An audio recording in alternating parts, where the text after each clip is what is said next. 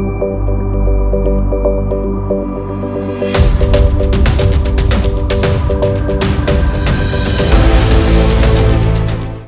आपने देखना शुरू कर दिया है द एंगल और मैं हूं आपके साथ छवि अवस्थी। चलिए सबसे पहले नजर डालते हैं आज की सुर्खियों पर। रक्षा मंत्री राजनाथ सिंह ने दशहरे पर की शस्त्र पूजा, कहा किसी को भी 1 इंच जमीन नहीं लेने देगी भारतीय सेना।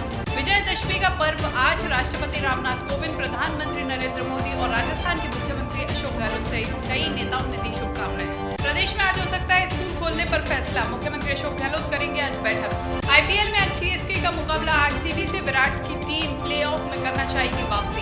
रक्षा मंत्री राजनाथ सिंह ने दार्जिलिंग में सुकमा युद्ध स्मारक पर श्रद्धांजलि दी। इस दौरान उन्होंने कहा कि भारत चाहता है कि चीन और भारत के बीच सीमा पर शांति होनी चाहिए और तनाव खत्म होना चाहिए, लेकिन मैं इस बात को पूरी तरह से आश्वस्त हूं कि हमारी सेना किसी को भी देश की 1 इंच जमीन पर भी कब्जा नहीं करने देगी। रक्षा मंत्री के साथ शस्त्र पूजन के दौरान भारतीय सेना के अधिकारी और जवान मौजूद रहे।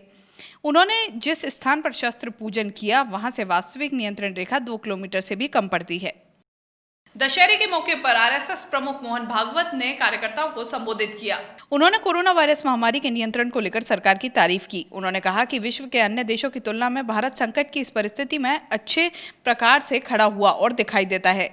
चीनी घुसपैठ का जिक्र करते हुए भागवत ने कहा कि भारत के शासन, प्रशासन, सेना और जनता ने इस आक्रमण के सामने अड़कर खड़े होकर अपने स्वाभिमान, वीरता का परिचय दिया है। उन्होंने कहा कि हम सभी से मित्रता चाहते हैं, लेकिन हमारी सद्भावना को दुर्बलता नहीं समझना चाहिए। कोरोना महामारी के बीच देश प्रदेश में आज दशहरा का पर्व धूमधाम से मनाया जा रहा है। राष्ट्रपति रामनाथ कोविंद, प्रधानमंत्री नरेंद्र मोदी, कांग्रेस के पूर्व अध्यक्ष राहुल गांधी, राजस्थान के मुख्यमंत्री अशोक गहलोत, पूर्व मुख्यमंत्री वसुंधरा राजे ने देशवासियों को दशहरा की बधाई दी। राष्ट्रपति रामनाथ कोविंद ने ट्वीट कर कहा कि सभी देशवासियों को दशहरा की बधाई और शुभकामनाएं। ये पर्व अधर्म पर धर्म और असत्य पर सत्य की प्रतीक के रूप में है। मेरी कामना है कि हर्ष और उल्लास का ये त्योहार महामारी के प्रभाव से सबकी रक्षा कर देशवासियों में समृद्धि और खुशहाली का संचार करे। वहीं प्रधानमंत्री नरेंद्र मोदी ने ट्वीट कर कहा कि सभी देशवासियों को महानवमी और विजयदशमी की शुभकामनाएं। छत्तीसगढ़ के लोरमी के अनुभागीय अधिकारी को हटाने के मामले ने तूल पकड़ लिया है। आदिवासी समाज का कहना है कि कुछ लोग अपने व्यक्तिगत स्वार्थ के चलते अनुभागीय अधिकारी को बदनाम कर रहे हैं, जिसका समाज ने विरोध किया है। उन्होंने अनुभागीय अधिकारी को यथावत रखने के लिए जिला कलेक्टर को ज्ञापन सौंपा। आदिवासी समाज के लोगों ने कहा कि यदि उनकी मांगे नहीं मानी जाती हैं तो आंदोलन किया जाएगा। गौरतलब है कि जिला पंचायत अध्यक्ष लेखनी सोनू चंदाकार और लोरमी क्षेत्र के छाया विधायक शत्रुघ्न चंदाकार के नेतृत्व में कांग्रेस जनपद सदस्य, सरपंचों सहित सैकड़ों कांग्रेसी कार्यकर्ताओं ने अनुभागीय अधिकारी को हटाने के लिए ज्ञापन सौंपा था।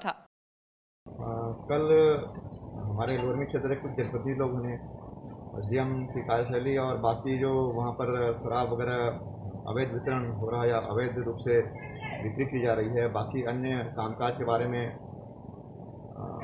ज्ञापन दिए थे। उसके संदर्भ में सर्व आदिवासी समाज और कर्मचारी संघ है जो आदिवासी होगा जाति जनजाति कर्मचारी संघ है, उनकी ओर से ज्ञापन दिया गया है कि ऐसा कोई काम नहीं हो रहा है और सभी सुचारू रूप से चल रही है। जो इस तरह का नगर बातें लगा रहे हैं वो गलत है। इस तरह का ज्ञापन उन्होंने आज मुझे सौंपा के लिए बलपूर्वक उनके ऊपर दबाव बना करके काम कराने की मांग किया गया था, जिसको अपने बचाव के लिए इन्होंने झूठी और निराधार शिकायत किया गया है, जिसकी आदिवासी समाज घोर निंदा करते हैं। और ऐसे अगर आगामी हमारे आदिवासी समाज के ऊपर भी इन्होंने सोशल मीडिया में प्रशासनिक आतंकवाद करके सोशल मीडिया में दुष्प्रचारित किया जा रहा है, जिसकी आदिवासी समाज घोर निंदा करते हैं। और आगामी अगर किसी भी जनप्रतिनिधि या के द्वारा समाज को बदनाम करने के लिए और समाज के अधिकारियों की छवि को धूमिल करने की इस प्रकार का अगर आगामी प्रयास किया जाएगा तो इसके लिए पूरा समाज की ओर से उग्र आंदोलन किया जाएगा। चलिए एक नजर डालते हैं कोरोना अपडेट पर। तो ऐसा लगता है कि देश में अब कोरोना महामारी की स्थिति में थोड़ा बहुत सुधार हो रहा है। कोरोना के दैनिक मामलों में लगातार गिरावट देखी जा रही है। पिछले 24 घंटे में 50,000 से अधिक दैनिक संक्रमण के मरीज सामने आए हैं। वहीं 578 लोगों की मौत हुई है। कोविड-19 से उभरने वाले मरीजों की संख्या 70 लाख से अधिक हो गई है। देश में कोरोना वायरस के कुल संक्रमितों की संख्या 78,64,811 हो गई है। कोरोना के चलते 7 महीने से स्कूल बंद है। अब इसी के चलते आज एक बैठक बुलाई गई है और जल्द ही कोई फैसला लिया जा सकता है। मुख्यमंत्री अशोक गहलोत स्कूलों के खोलने के फैसले को लेकर मैराथन बैठक ले रहे हैं। मुख्यमंत्री गहलोत बोर्ड परीक्षाओं को देखते हुए कक्षा 10वीं और 12वीं कक्षाओं को विद्यार्थी हित में खोलने को लेकर शिक्षा विभाग और चिकित्सा विभाग को दिशा निर्देश दिए जा रहे हैं और साथ ही जल्द ही कक्षा 10वीं और 12वीं के लिए स्कूल खोलने का फैसला लिया जा सकता है। वहीं आज फिर से मुख्यमंत्री आवास पर स्कूल खोलने को लेकर मीटिंग होगी। बैठक के बाद ही स्कूल को खोलने को लेकर फैसला किया जा सकेगा।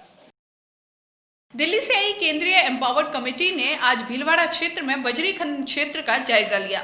इस दौरान बनास नदी में खुलेआम बजरी का अवैध खनन और लीज की आड़ में बनास नदी से बजरी चोरी करने के तथ्य सामने आए। इस मामले में प्रशासन और खनिज विभाग के अधिकारियों के प्रति टीम सदस्यों ने नाराजगी जाहिर कर फटकार भी लगाई। सुप्रीम कोर्ट ने गठित टीम के अध्यक्ष PV जयकृष्णन, सचिव अमरनाथ सेठी व सदस्य महेंद्र व्यास शामिल थे। टीम के साथ भीलवाड़ा कलेक्टर शिव प्रसाद M नाकाते, पुलिस अधीक्षक प्रति चंद्रा, खनिज विभाग व प्रशासन के आला अधिकारी मौजूद रहे। पिराई उपखंड के भारतीय नौसेना में मास्टर पूसाराम प्रजापत का आज सैन्य सम्मान के साथ अंतिम संस्कार किया गया। उनका ऑन ड्यूटी उड़ीसा में 2 दिन पहले निधन हो गया था। जानकारी के अनुसार गंगाड़ी निवासी पूसाराम प्रजापति 1992 में भारतीय नौसेना में बतौर मास्टर के पद पर भर्ती हुए थे। सैनिक के सम्मान में गंगाड़ी के बाजार भी बंद रहे। लेफ्टिनेंट सुभाष आशीष ने बताया कि भारतीय नौसेना में गौरवपूर्ण 28 साल की सेवा के बाद उनका छोड़कर जाना बहुत ही बड़ा लॉस है। मित्र बाबू लाल डूडी बताते हैं कि पूसाराम और वे दोनों घनिष्ठ मित्र थे। बड़े भाई कालूराम बताते हैं कि पूसाराम बचपन से लेकर अपने सर्विस सफर में परिवार का चहेता और सबको साथ लेकर चलने वाला था। We have lost one of our colleague in uniform. Okay. He has served more than about 30 glorious years in the Indian Navy. His loss will be deeply felt at the Indian Naval Training Establishment, Naini State. वो अपना जो training school था उसके अंदर पढ़ा रहे थे जी। और पढ़ाते समय उनको चक्कर आया और चक्कर आकर करके नीचे गिर गए। ये उनका रहा। गंगाड़ी गांव में उनका जन्म हुआ जी। और मेरे वो छोटे भाई थे 4थे नंबर वाले, और कुल हम क्या है 6 भाई और 4 बहनें हैं जी। और ये यहाँ पर गंगाड़ी गांव में 10वीं तक पढ़े जी। और बाद में 11वीं और 12वीं कक्षा है जो साड़ा कल्ला पास में गांव है वहाँ पढ़े। 12वीं पढ़ करके और उसके बाद में इन्होंने आर्मी का ये नेवी का एग्ज़ाम दिया और नेवी का एग्ज़ाम दे करके ये पास हो गए। तो उसके अंदर उनकी भर्ती हो गए। उस समय वो सीमैन थे। अच्छा। और चिल्का ही इनका प्रथम प्रशिक्षण स्थल था। और चिल्का से नौकरी करके बाद में विशाखापट्टनम गए, मुंबई रहे और उसके बाद में कारवाड़ रहे। कारवाड़ के बाद में ये फिर वापस एर्नाकुलम, कोची एर्नाकुलम कई समय तक रहे। और अभी कोची एर्नाकुलम से अभी आए थे यहाँ पर काम 1 महीने पहले यहाँ उड़ीसा में चिल्का जो ट्रेनिंग सेंटर है ना उसके अंदर खुद जहाँ पढ़े थे वहीं ये वापस पढ़ने के लिए आए। और यहाँ इनको भी चक्कर आने से शरीर शांत हो गया, थोड़ा BP की कोई प्रॉब्लम हो गई थी। मैं यही कहना चाहता हूँ कि वो शुरू से ही मेरे साथ में 6 से 12वीं क्लास तक पढ़ा हुआ है। 6 से 10वीं तक यहाँ गंगानी स्कूल में पढ़े थे हम दोनों और उसके बाद में 10वीं से 12वीं तक सालवा में पढ़े थे। और 1992 में हम दोनों एक साथ नौसेना में भर्ती हुए थे। उसके बाद में अलग अलग शिपों में हम दोनों चले गए और बीच में साथ साथ मिलते रहे थे दोनों। और उनको मतलब सर्विस में रहते हुए काफ़ी मतलब प्रशंसा पत्र वगैरह मिले थे।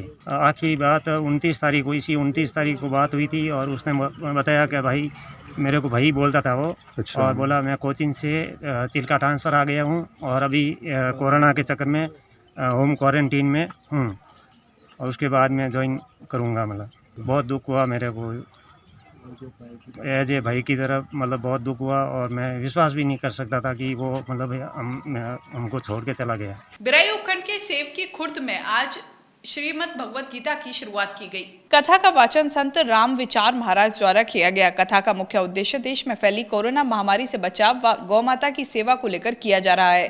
कथा के प्रथम दिन कथावाचक राम विचार महाराज द्वारा कथा में उपस्थित श्रद्धालु और ग्रामीणों को बार बार सोशल डिस्टेंसिंग व कोरोना से बचाव के बारे में जानकारी दी गई। चलिए एक नजर डालते हैं IPL पर। तो IPL में आज सुपर संडे में 2 मैच खेले जाएंगे। पहले मैच में रॉयल चैलेंजर्स बेंगलुरु और चेन्नई सुपर किंग्स की टीमें आमने सामने हुई। RCB ने अपने 10 में से 7 मैच जीते हैं जबकि उसे लीग में 4 और मैच खेलने हैं। विराट कोहली की कप्तानी वाली RCB ने आगामी मुकाबले को जीतकर पॉइंट टेबल में टॉप रखते हुए प्लेऑफ के लिए क्वालिफाई करना चाहेगी। दूसरी ओर चेन्नई के लिए मौजूदा सीजन में बेहद खराब रहा है। चेन्नई की टीम पहले ही प्लेऑफ की दौड़ से बाहर हो चुकी है। ऐसे में चेन्नई के लिए बाकी बचे मुकाबले में खोने के लिए कुछ नहीं बचा है। इस बुलेटिन में बस इतना ही। अगर आपको ये वीडियो पसंद आया तो हमारे चैनल को सब्सक्राइब करना ना भूलें। नमस्कार।